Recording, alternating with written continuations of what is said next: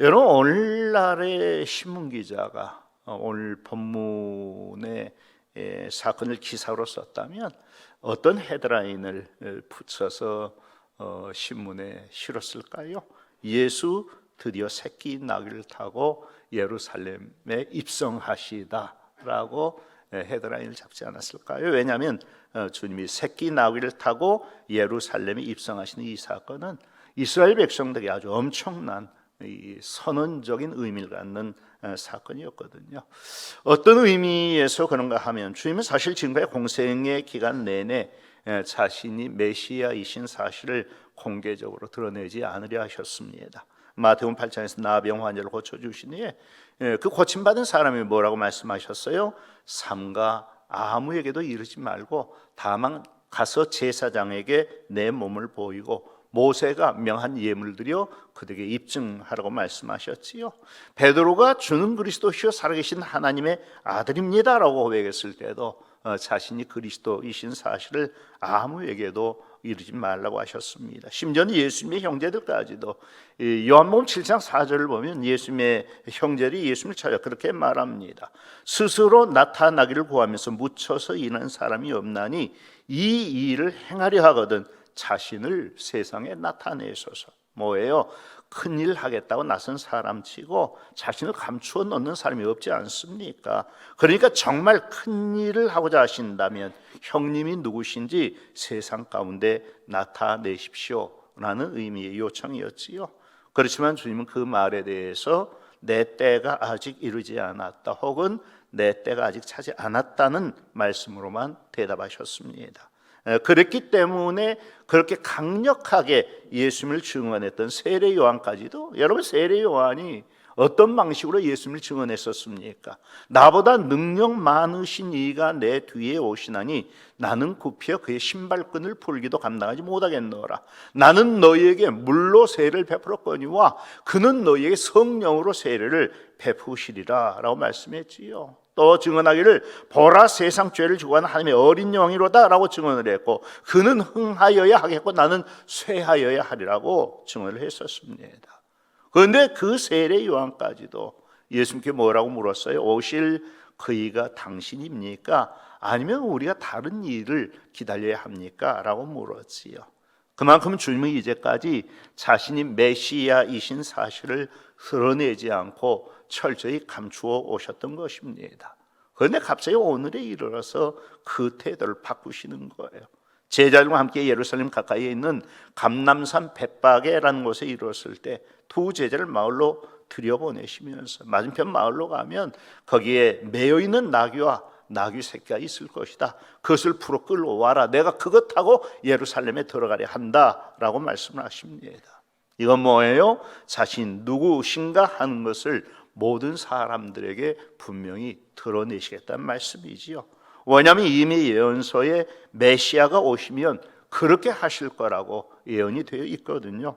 스가랴서 9장 9절 시온에 따라 크게 기뻐할지어다 예루살렘에 따라 즐거이 부를지어다 보라 내 왕이 내게 임하시나니 그는 공의로우시며 구원을 베푸시며 겸손하셔서 나귀를 타시나니 나귀의 작은 것 곧 나귀 새끼니라. 주님께서 새끼 나귀를 타고 예루살렘에 들어가시겠다고 하시는 것은 자신의 영광이나 편함을 위해서가 아니었어요. 이제까지 먼 길을 걸어와서 피곤하셨기 때문에 나귀 새끼 타고 예루살렘에 들어가시겠다고 하신 그 말씀이 아니었습니다. 주님이 그렇게 하시겠다고 하는 것은 스가랴서에 예언된 말씀을 이루시기 위함이었습니다. 왜냐하면 이제는 때가 되었거든요. 세상을 위한 구원을 성취할 때가 되신 것입니다. 그래서 자신을 드러내고자 하시는 것인데 물론 지금까지도 사람들은 계속해서 예수님 메시아가 아니겠는가라고 생각해 왔었지요.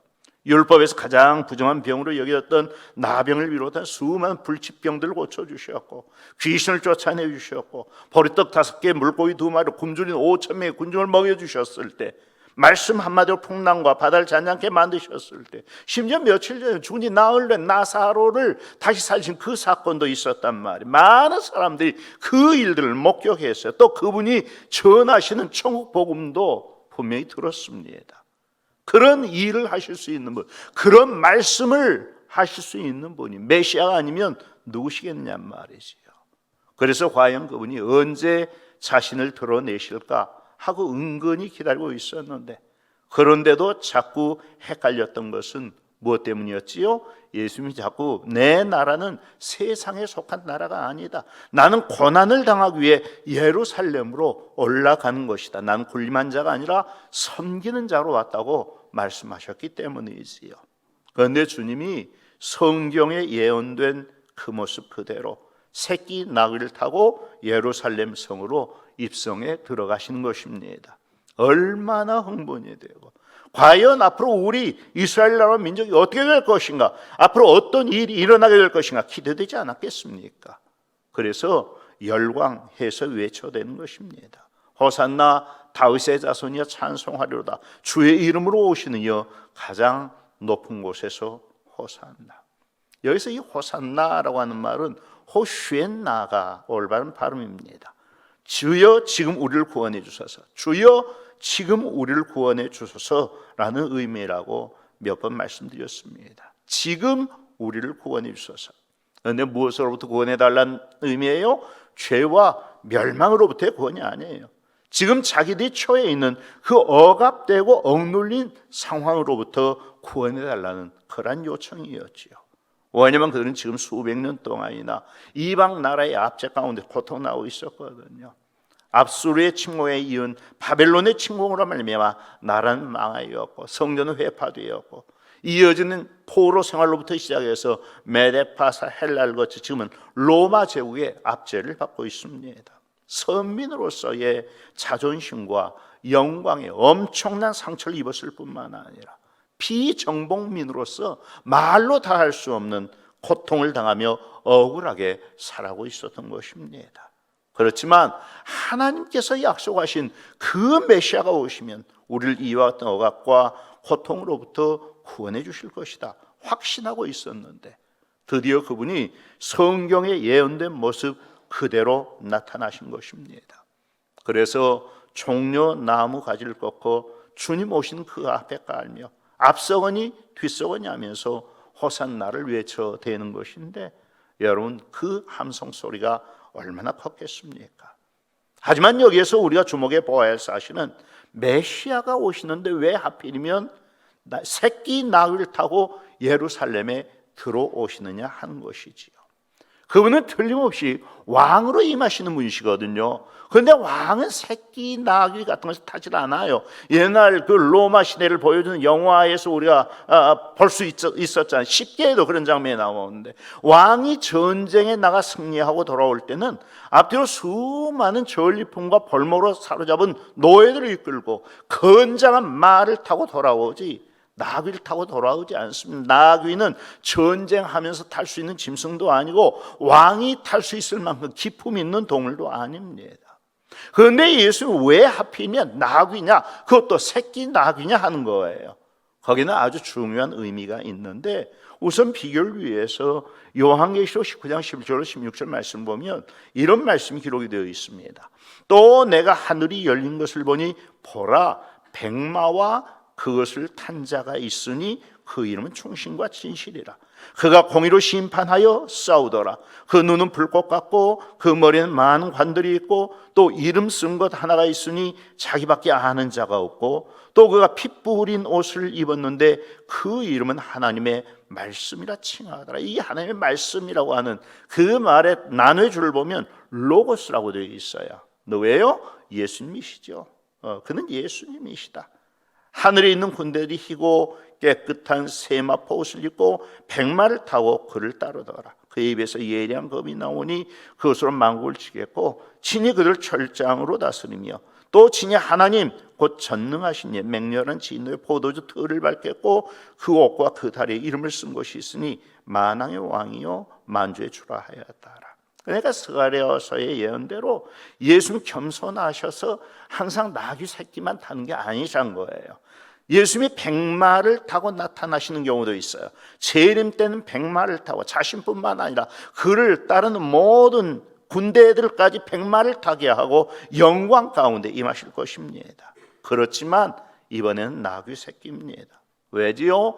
온 우주의 창조자이시고 절대적인 왕이신 그분이 새끼 나귀를 타고 임하셨다는 게 이게 어울리는 일이고 이해가 되는 일이란 말이에요. 그럼에도 불구하고 그분은 새끼 나귀를 타셨습니다. 이유는 이것입니다. 이미 여러 번 말씀드린 대로 초림의 주님은 이스라엘 사람들이 기대하는 그런 의미의 왕으로 임하시는 것이 아닙니다. 왕으로 임하시는 것은 맞지만 또 그분이 메시아이신 사실도 맞지만 이스라엘 백성들이 기대하는 것과 같이 온 세상을 뒤엎은 다음에 이스라엘 중심의 메시아 왕국을 세우시는 그런 왕으로 임하시는 것이 아닙니다. 그런 방식으로 메시아 왕국을 이루시기 위하여 나타나셨다면 백마를 타고 오셨겠지요. 그런데 이분은 로마 제국과 전쟁에서 이기고 그러나 왕으로 군림하기 위해 임하시는 분이 아니에요. 섬기시되 자기 목숨을 많은 사람을 위한 대속물로 주시기 위하여 임하시는 분이십니다. 물론 주님은 그때도 얼마든지 백마 탄 군대를 거느리고 백마를 타고 임하실 수도 있었습니다. 그렇지만 그렇게 하시면 우리의 구원은 누가 이루시냔 말이에요. 이스라엘 백성들은 그런 방식으로 자기들을 구원해달라고 호소했지만 그런 방식으로는 그들의 진정한 구원이 이루어질 수가 없었습니다. 만약 그들의 진정한 문제가 로마의 식민지 된 문제였다면 그런 방식으로 그들의 구원이 이루어질 수도 있었겠지요. 그런데 진짜 문제는 그게 아니었어요. 그들은 로마의 압제에서 정치적으로 구원받기 전에 먼저 죄로부터 영적으로 구원받아야 했습니다.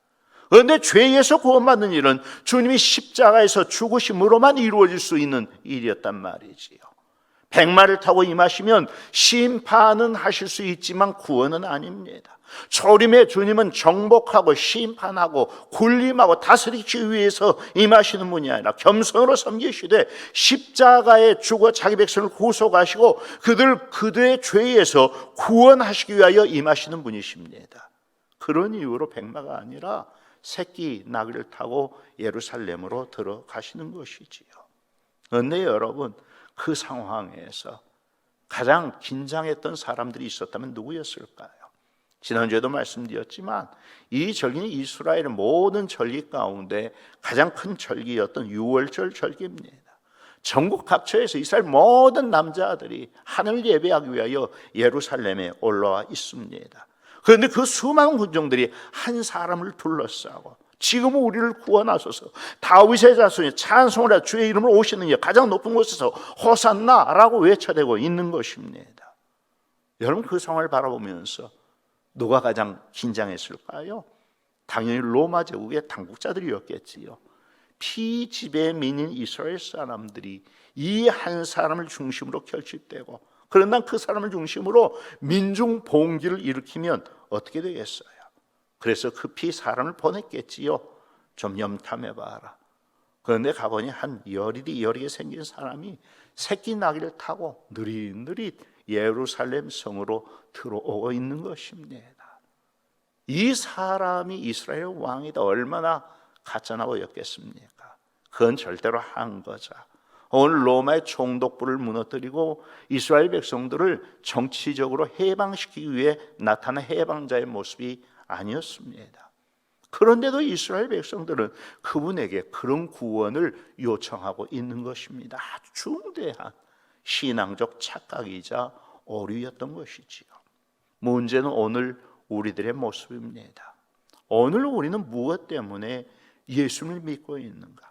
무엇 때문에 예수님을 왕과 주인으로 모셔드리고 있는가? 무엇을 위하여 신앙생활을 하고 있는가?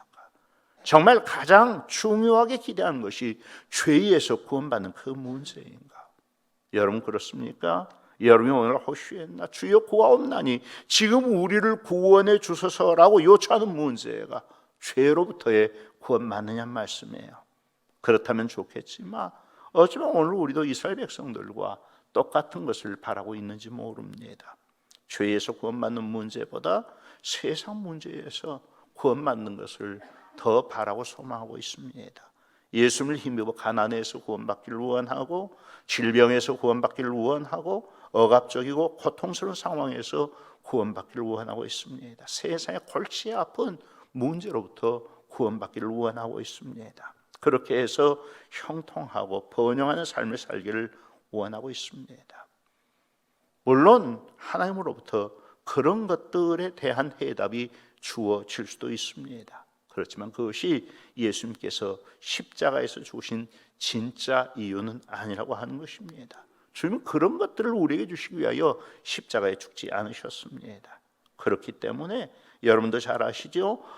이렇게 열광적으로 주님을 환영했던 그 사람들이 며칠 지나지 않아 어떻게 돌변해요? 예수님이 자기들이 원하는 방식의 구원을 이루시기 위해서가 아니라 십자가에 죽기 위해 나타나신 분이신 것을 깨닫게 되자 그들은 한 목소리로 외쳤습니다. 그를 십자가에 못 박아 죽게 하소서. 바로 그것이 우리들의 모습일 수 있다는 사실을 절대로 잊어버려서는 안 됩니다. 우리는 주님을 믿고 영접하고 환영하는 목적을 분명히 해야 합니다. 이 세상이 아닙니다. 죄에서의 구원이고 하나님 나라입니다. 물론 하나님은 오늘도 믿는 자에게 세상적인 복을 주기도 하십니다. 병도 고쳐주시고 삶의 문제를 해결해 주시기도 하시고 성공이나 출세 같은 것을 허락해 주시기도 하십니다. 하지만 하나님이 가장 중요하고 근본적으로 보시는 문제는 죄에서의 구원입니다. 우리는 삶의 모든 문제로부터 구원받기 전에 먼저 죄로부터 구원받아야 됩니다. 신앙생활은 말씀대로의 생활입니다. 말씀을 떠난 신앙생활은 있을 수가 없습니다. 우리는 우리의 생각과 계획을 항상 하나님의 말씀에 비추어 보아야 합니다. 내가 하나님의 말씀을 판단한 것이 아니라 하나님의 말씀이 나를 판단하시게 해야 됩니다. 말씀하셨잖아요.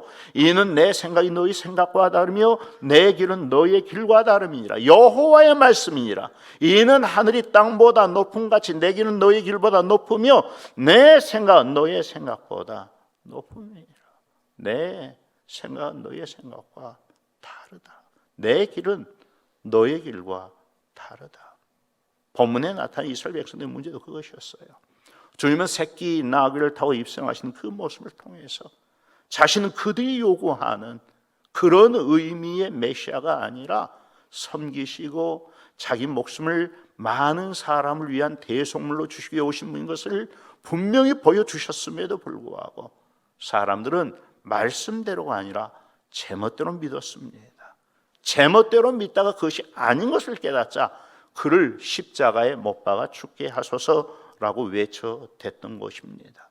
말씀대로 믿지 않고 제멋대로 믿으면 틀림없이 신앙생활에 실패하게 됩니다. 우리는 말씀대로 믿어야 됩니다. 한 가지 문제만 더 살펴보지요. 주님을 등에 태우고 예루살렘 성으로 들어갔던 그 새끼 나귀 말이에요. 참으로 엄청난 영광이었지요. 이스라엘의 왕으로 임하신 메시아이신 주님을 등에 태우고 예루살렘 성으로 들어가는 것입니다. 이 새끼 나귀가 그 일에 쓰임을 받은 것입니다. 그런데 그 새끼 나귀가 뭔가 특별한 게 있어서 주님께 쓰임 받은 것이냔 말이야. 다른 나귀보다 더 잘생겼기 때문에, 더 똑똑했기 때문에, 더 건장한 나귀였기 때문에 쓰임 받았습니다. 그래 봤자 나귀 새끼입니다. 당시 예루살렘 주변에서 흔히 찾을 수 있는 새끼 나귀였습니다. 그런데 그 새끼 나귀가 주님의 선택을 받았습니다. 주님은 거기에 새끼 나귀가 있을 것을 아셨고 물론 그 주인의 순종도 대단했지요. 본문에는 자세히 기록되어 있지 않지만 다른 복음서에는 그 과정이 분명히 기록되어 있습니다.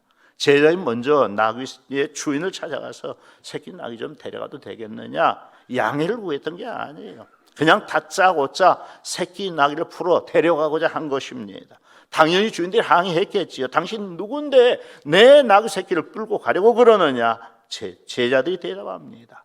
주께서 쓰시겠다 하십니다. 주께서 쓰시겠다 합니다. 어떻게 했어요? 두말하지 않고 내어주었지요. 왜요? 주인이 쓰시겠다는데요. 그 새끼 나귀의 주인이실 뿐만 아니라 나의 주인이시란 말이에요. 주님은 온 세상의 왕이시고 주인이십니다. 주님이 쓰시겠다고 하시는데 무슨 더 할 말이 필요하겠어요? 주님 앞에서 우리의 것이라 주장할 수 있는 게 뭐가 있습니까? 만약 내가 나의 것으로 따로 구별해 놓은 어떤 것이 있다면 난 절대로 하나님을 내 주인으로 삼은 사람이 아닙니다. 주님은 우리의 주인이실 뿐만 아니라 하나님이십니다. 그분은 그분의 마음대로 나를 쓰실 수 있을 뿐 아니라 나의 것을 쓰실 수가 있습니다. 쓰시겠다고 하시는데 내어드리지 않는다면 아무 일도 일어나지 않습니다. 여러분의 인생, 여러분의 물질, 여러분의 시간, 여러분 자신 쓰시겠다고 하시는데 내어놓을 수 없습니다 라고 얘기한다면 그건 반역입니다.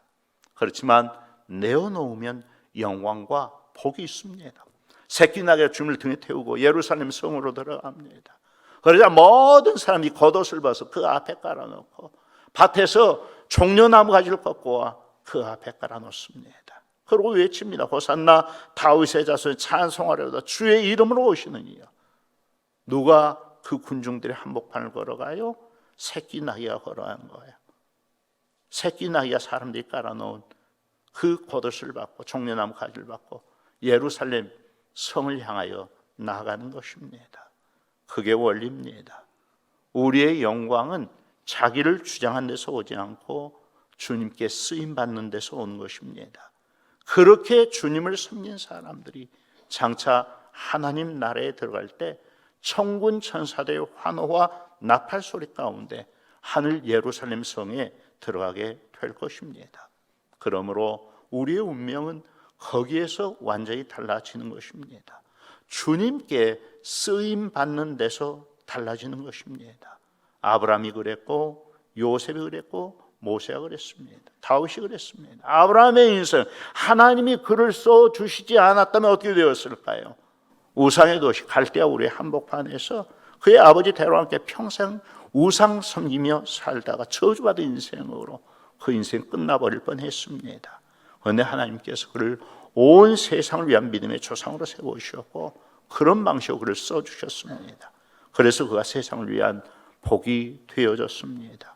요셉도 마찬가지입니다. 하나님이 써주셨기에 망정인지 써주시지 않았다면 그는 애굽 깊은 감옥에서 그의 인생 저주하며 그렇게 살다가 거기에서 자기 인생 끝내야 했을 것입니다. 모세는 미디안 광야에서 양을 치다 그의 인생 총쳐야 했을 것이고 다윗 역시 들에서 아버지의 양이나 치다가 그 인생 마쳤어야 했을 것입니다. 그런데 하나님께서 그들 써주셨습니다. 써주시니까 애굽의 총리도 되어졌고 이스라엘의 위대한 지도자도 되어졌고 위대한 왕도 되어졌습니다. 하나님이 그들의 인생을 영광스럽고 복되게 만들어 주셨습니다. 오늘 우리와 우리 자녀손들의 인생도 마찬가지입니다. 하나님께 쓰임받을 때 영광스럽고 복되게 되어집니다. 쓰임받지 못하면 그냥 그 인생으로 살다가 끝날 수밖에 없습니다. 그러니까 써달라고 기도해야 합니다. 복을 달라고 기도하기 전에 나를 써주십시오 라고 기도해야 합니다. 하나님이 써주실 때 우리의 인생 가장 최고의 인생이 될 수가 있는 것입니다. 본문에 나타난 나귀 새끼처럼 주님을 등에 태우고 가는 일에 복되게 쓰임받는 우리 모두의 인생, 가정, 직장, 사업 될 수 있기를 주의 이름으로 축복합니다.